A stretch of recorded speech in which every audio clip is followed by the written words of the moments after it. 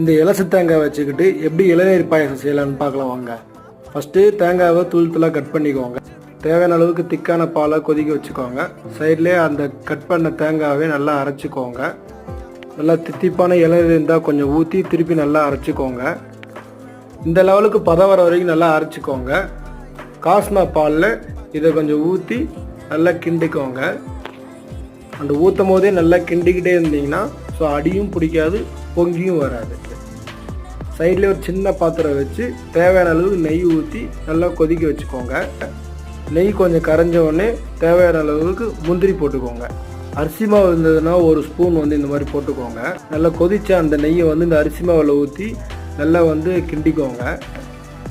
இப்போ இந்த முந்திரியை காயிற பாலில் போட்டு நல்லா அகைன் கிண்டி விட்டுக்கோங்க. இப்போ அந்த அரிசி மாவு கலக்கி வச்சதை இதையும் அந்த கொதிக்கிற பாலோட ஆட்